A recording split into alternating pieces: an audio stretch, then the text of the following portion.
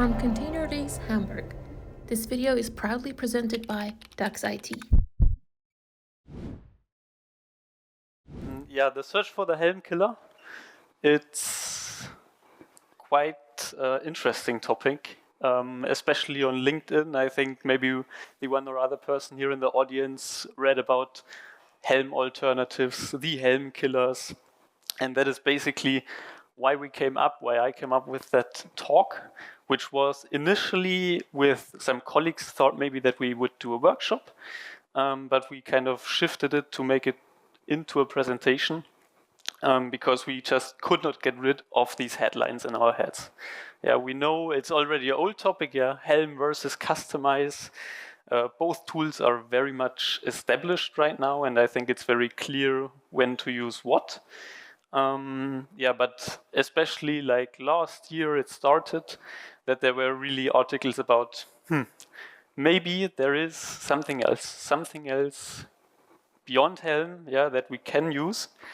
And today I also attended obviously some of the talks, and Helm was mentioned almost in every talk. If it's about installing some custom resources, if it's about installing the operators, the controllers, it's always or usually Helm that's used for. And then like one of the most recent ones is Crow. Yeah, and there was this pretty similar headline actually to the talk today, is the Helm Killer.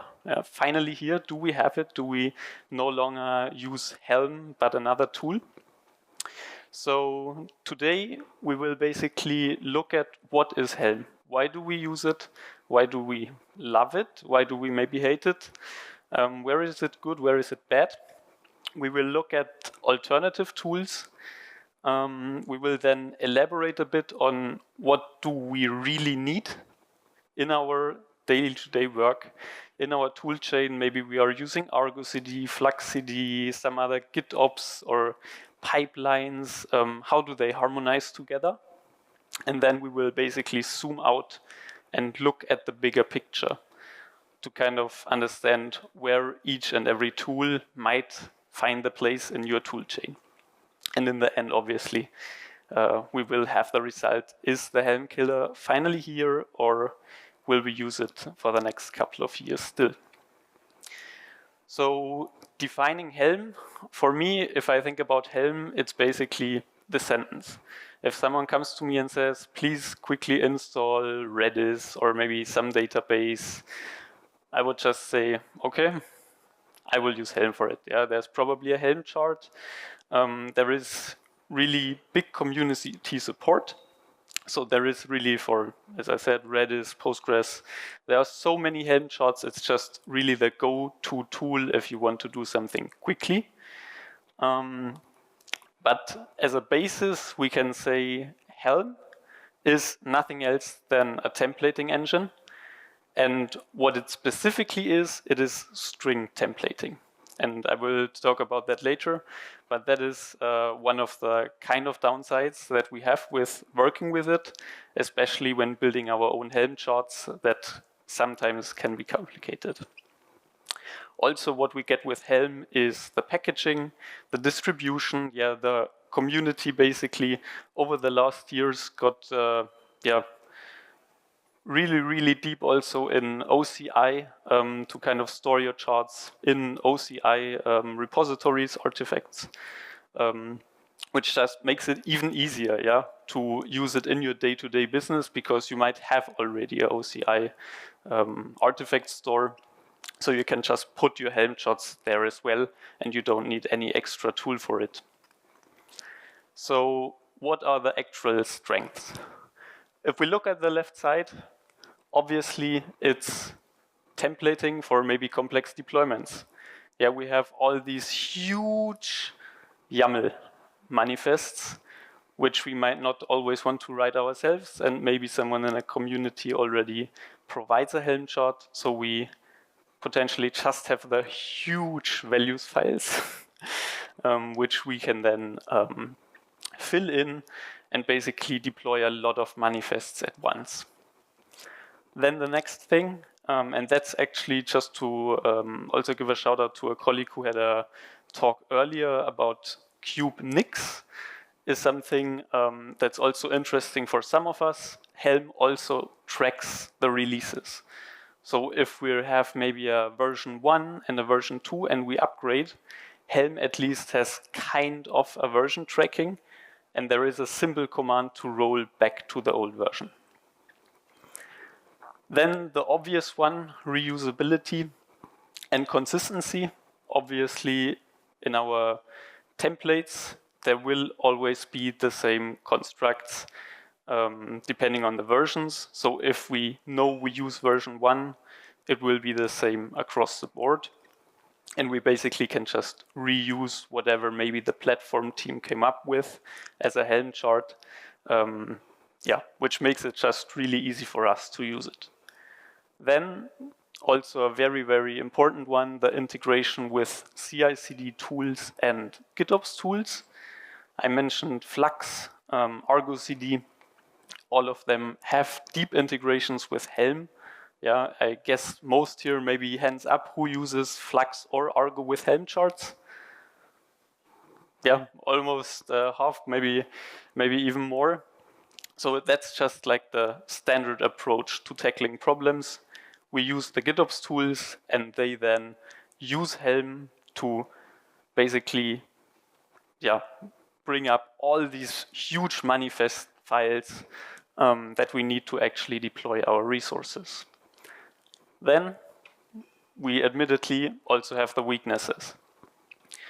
One weakness is maybe only kind of applying to you guys because so many are familiar with Helm. We need to learn it. Yeah, Helm CLI, it is not super complex. There is definitely way more complex tools out there, but you still need to figure out how does it work, how can I use it? And then obviously when we go down to actually building your Helm charts yourself, it gets complex. Yeah, especially maybe the people here in the audience who maintain some of the big community Helm charts. It's really, really complex because you have so many parameters that you have to look at, and it's not always super easy to understand where maybe the issue comes from. That also trickles into the second part here.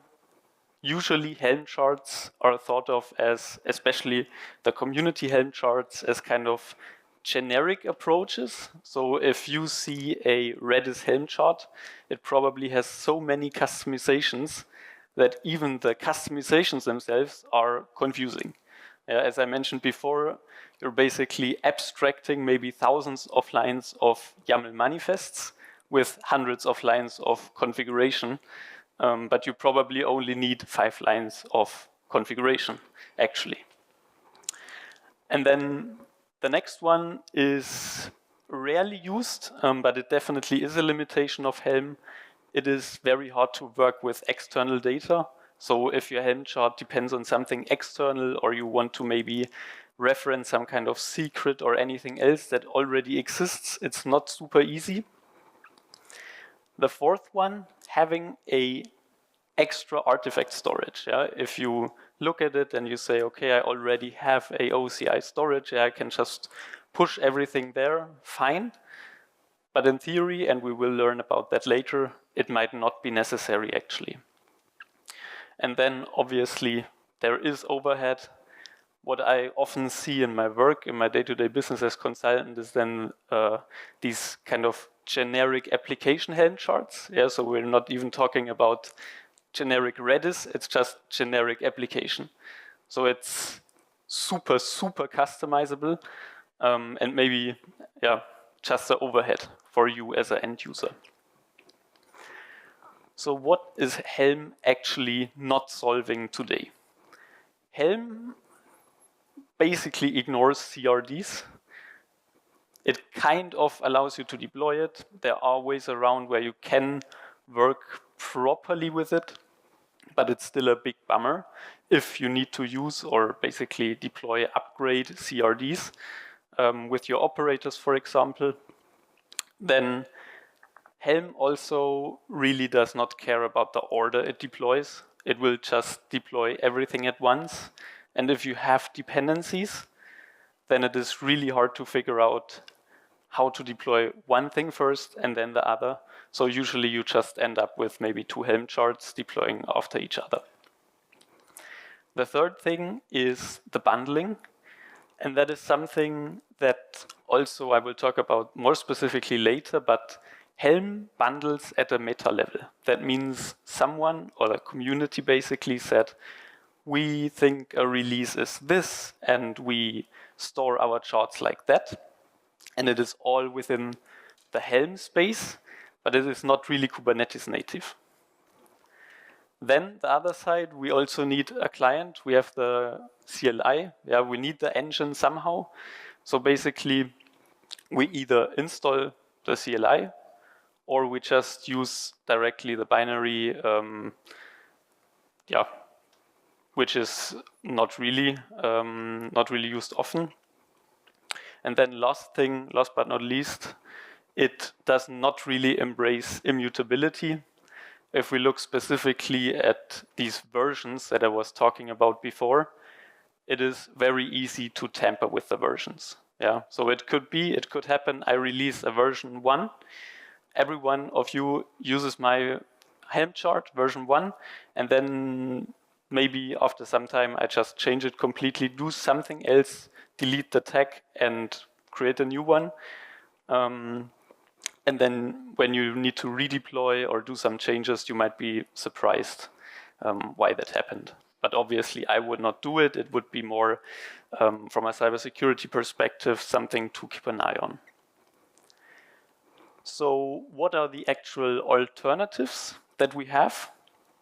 And the list here is just 4 contesters that we found. Probably many of you did never hear about them. I guess Crow kind of is the most prominent one, just because it is a joint effort between the big cloud providers. But we will basically I will talk about Yoke CD, which uses WASM. Yeah, I did not know that today at the keynote we will hear about WASM and that it has kind of its limitations, but for this approach it actually is really, really useful. And then we will also look at Timoni and Tanka. Tanka is a project from Grafana Labs, so actually very reputable company behind that. But first, let's now look deeper at 2 of the tools. On the left side, Timoni. Timoni is really kind of the successor of Helm. It was initiated from the Flux ecosystem, Flux CD, and it is based upon modules, instances, bundles, and artifacts. So if we look at Helm charts, a Helm chart would basically be a module. It is kind of a one-to-one relation. You can think about it like really as if it would be the same. A instance is just a deployment of a Helm chart. And then bundles is actually a parent construct, so to say, of Helm charts, or how it's called here, modules, which then allows you to coordinate exactly what I was talking before, that Helm does not necessarily allow us to have an order in which we deploy. Timoni, on the other hand, directly says we basically bundle on a very low level, and then we give you one layer above, and you can basically define these bundles, and then have an order of modules where you can say how they should be installed. On the other side, Tanka, as I said, it's from Grafana Labs, and it is using projects, and it is very similar to how you know maybe the Flux CD setups with Customize. It is using projects, and it is very much based on a folder structure. So one project is like the root folder, and then you would have different folders where you define kind of your templates, and then other folders where you define your environments and your input parameters. Now, looking at both of them, we can say on the right side, Tanka, it's kind of a mix of Helm and Customize. It uses concepts of both worlds. Like as I said, the file structure, we already know it from Kustomize. And then the packaging and distribution is more like Helm. So it kind of combines two concepts that we already know. And working with it is actually like working with Kustomize. On the left side, Timoni, it's a natural successor. It is very close to Helm and how Helm works. And it basically builds upon all the mistakes or all the issues we know that we have with Helm. And for example, allows us to better manage CRDs. It also, as I already mentioned, it allows us to defining the order. And it even allows us to reference, for example, existing secrets or maybe even other external sources more easily compared to Helm. Now, Yoke CD, to be fair, it's probably the smallest of them, looking at the stars on GitHub, but it's probably the most interesting one. Why? Because it uses WASM packages, WebAssembly packages.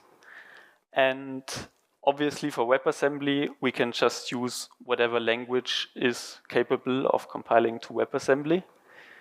And then on the other side, there are so-called flights, which is basically a Helm release deployment. And then what the team from Yoke CD or Yoke also has is the air traffic controllers and airways. Airways is the custom resource definition, and the controller is basically there to do awesome stuff with this custom resource definition. And Yoke itself has, on one side, a client CLI that you can just use like Helm, but it also has a server-side component with the air traffic controller, which is actually able to make you use and leverage the CRDs in Kubernetes, and also look and feel the type safety that you get with CRDs if you would compare it to Helm, which, as I said, is basically just string templating. Important to note is Yoke is not production ready. It's not backed by any big company, so take it with a grain of salt, look at it, maybe get inspired, maybe contribute to the project, but definitely don't use it in production. So how does it look like if I want to deploy something with Yoke? It actually looks like this. This is a snippet of Go code, and it takes advantage of the core we run, or like the Kubernetes package basically. I just import it in my Go code. I define a resource in the code with all the type safety I get from it. I could even do all the testing of my logic, because obviously in Go I can do for loops, I can do all kinds of magic things. I can test it as I would do with any other piece of code, but then it gets compiled to WebAssembly, and then it's only one CLI command, and it will deploy this resource or the definition I have, maybe based on some input parameters, as I define it, essentially. So the whole construct, and that is really where it gets interesting, is like this. So if we have not the client side, but the server side actually, we would have the CRDs airway, the air traffic controller, and the air traffic controller actually produces other CRDs. So the output of the air traffic controller is CRDs. And then I can define, based on the CRDs produced by the air traffic controller, I can define my own custom resources. And the flight controller, it's kind of a bundle. The flight controller will then do what the CLI does itself automatically. So basically, you write your code, you write the code with the libraries you know, with the typing and everything, and you potentially get out of it a full line, for the deployment, which allows you to deploy YAML dynamically, because the custom resource definitions from the air traffic controller, they are also defined by code. So what you would do, you would define your structure in the code, and this air traffic controller would, based on the structure of the code, like structs in Go, it would, based off of these structs, create the CRD, create this API spec, so to say, and then you can just use the custom resources and whatever you define then for your flight. So you could say maybe the input for a flight is just a image name. And if you want to enable a service or ingress or not. And the outcome is actually a list of YAML manifests for the deployment, for the service, and for an ingress. So why is it super interesting, and why did I kind of skip a bit over the super complex part of Yoke? Because it's just about the concept, and Crow is the very much polished version of it. Crow only has resource graph definitions and instances, and it is a native server-side templating. Yeah, so it is kind of not comparable to Helm. It's not a CLI, but as we just talked about before, many of you are using not Helm itself. It's usually in combination with Argo CD, Flux CD, and when we look at the integration with Argo CD, Helm is really just there to generate the YAML. Yeah, so it's also kind of server-side templating in that regard. Crow, also again important, even though it is more polished than Yoke, and even though it is backed, it is not production ready. Sorry to say that again. But it is very, very important to understand the concepts and maybe think about it already, because the three cloud providers usually are not working together. Yeah? They want to have your money, and they are in concurrent. They are looking to get your money, and they basically don't give each other a finger for free. So if they say together, we need to do something, then you can be pretty sure that at least some effort will be put in to get this done and to get it to production. And so a resource graph definition would look something like this. You would have basically just a name. Yeah, you give it any kind of name, it needs to be unique. And then there are two parts. The schema, and I'm not sure, maybe some of you can't see it down here, it's the resources. And the schema is the input schema for the CRD that you will create, or that Crow will create. And the resources down below is basically your template of whatever you want to create out of the input. So it could be a list with deployment, service, ingress, maybe HTTP route or whatever. And as you can see here, the spec is also relatively flexible, actually. So you can define strings, you can even define lists for the input, and obviously Boolean, integer, but also objects down here. And this gives you actually quite a lot of flexibility. Yeah, I was talking about the code and like all the options that Yoke gives you. But given that it is aesthetically maybe as it is, resource graph definitions actually give you quite a big option for you to configure the inputs so that you are not super restrained for whatever resources you want to deploy with it. So looking at this, we're here creating the something, CRD. And if I want to deploy something now in my cluster, I basically just need to use the spec as I defined it here before. Yeah, there are some defaults already set, so I don't need to set the defaults. only need to set the required fields, for example here, which is required actually, ironically. And here we can see required 15. We put it in as the integer. So summarizing a bit, if we look at deployment example 1 here, where we always deploy a rather static kind of combination of ingress, backend, and config map, server-side templating is really, really good.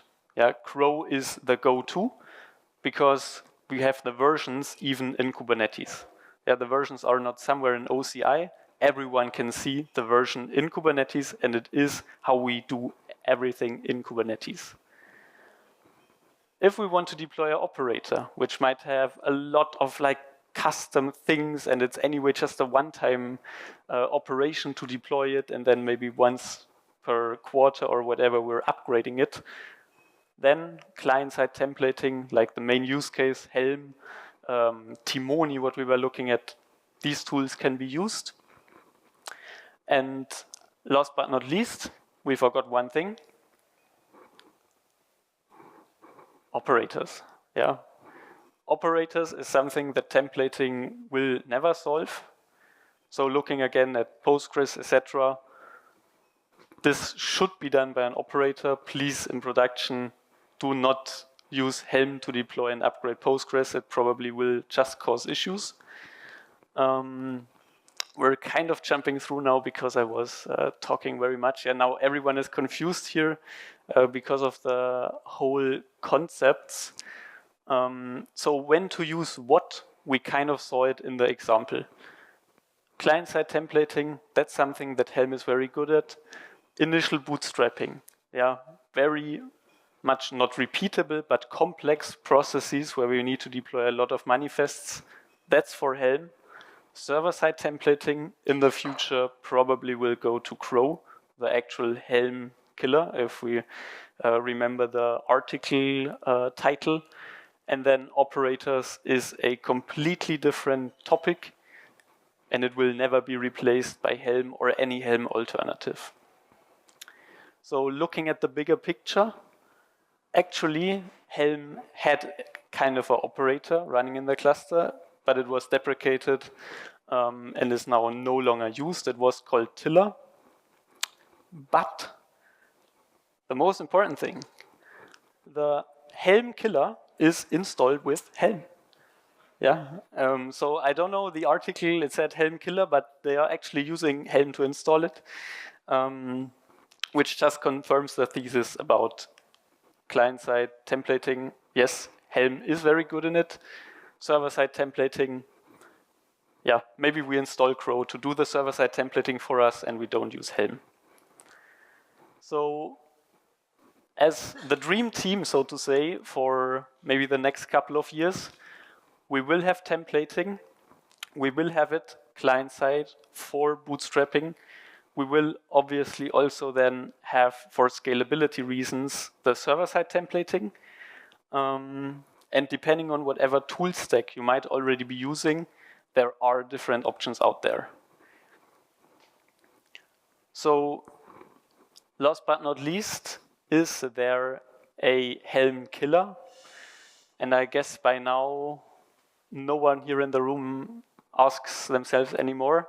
Helm is here to stay, just like the good old memes, yeah. But there is a lot to think about. Yeah, Helm is really just as big as its integrations. There are too many integrations since Helm existed, yeah, which just make it really hard for any of the contesters I showed you today to basically neglect it and saying Helm never existed. And usually, actually, most of them kind of integrate with Helm, yeah, to allow you still to use Helm, because there are these Helm charts to just make it easier to deploy. But the very last comment, and that's something I actually was talking about with someone here at the ContainerDays, is the situation is kind of changing maybe, because many Helm charts are from Bitnami, and we know all about the images, Helm chart situation going on there. So it could be that there is kind of a spark for change, and that the Helm charts, if so many Helm charts, if we lose so many Helm charts as a community, that we may switch to another tool. Now, just one shout out for other talks. So my colleague will tomorrow talk about securing Kubernetes with image signing, which is super interesting. And again, I very quickly talked today about tampering with versions and like basically protecting yourself for supply chain attacks. This is exactly for that. And then also a colleague from Google will talk about Crow more specifically. I'm sure he will be able to answer all of your questions, just kidding. But he should be able also to answer most of the questions if there are some questions today that I will not be able to answer. So, you survived the slides. Thank you very much. And now let's talk about the tools. Thank you so much, Felix. That was a great talk, and as you can see, there is a bunch of questions, and we can't cover all of them, I can directly say. So I would say we start with the highest ranked questions. Yes. But Felix, you are still here for the after party, right? Yes. You're still here the upcoming days.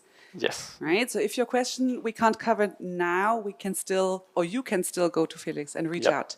Definitely. But question number one, would you use Crow in production just yet? I think you kind of mentioned like, nah. So if not, what would you be looking for regarding production readiness? Yeah, so basically I think even in their repository, they say it's under active development. So maybe once this node disappears, and I think because it's the big cloud providers, it will be with a release 1.0. Yeah. Then I would say, let's go for it. But as I mentioned, maybe try already. Yeah, how does the tool work? Give them feedback. Also, maybe if you have use cases that are unique to you and you find that Crow might not be fitting for exactly this niche spot, open issues, maybe even pull requests. So that version 1 actually fits everything you expect from it. Thank you.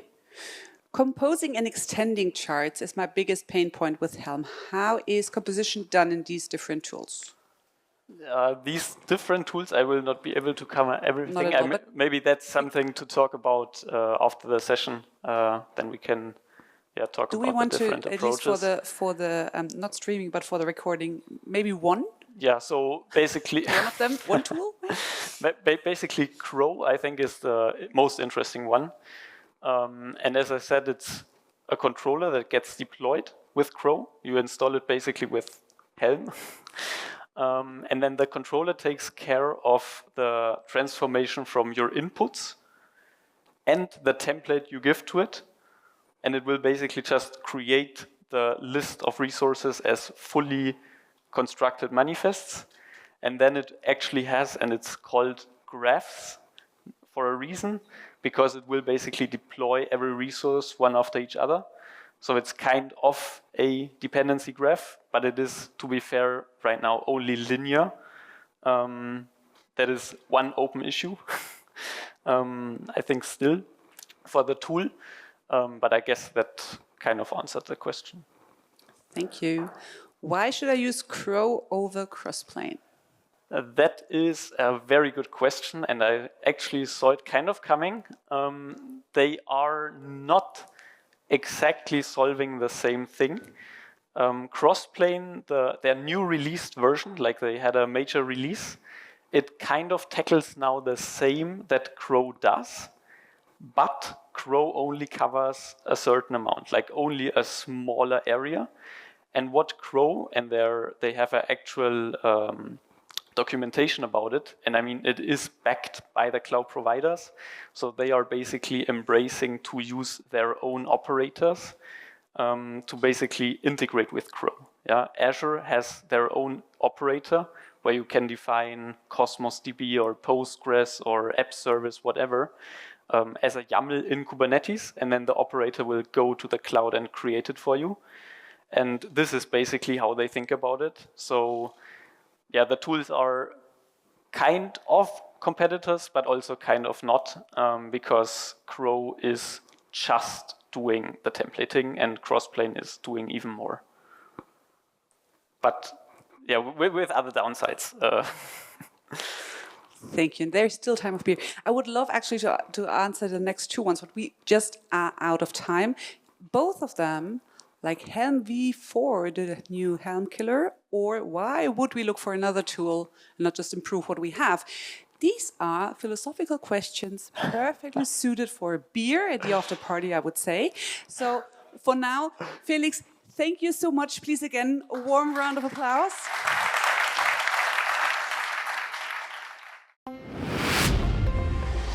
From ContainerDays Hamburg, this video is proudly presented by DAX IT.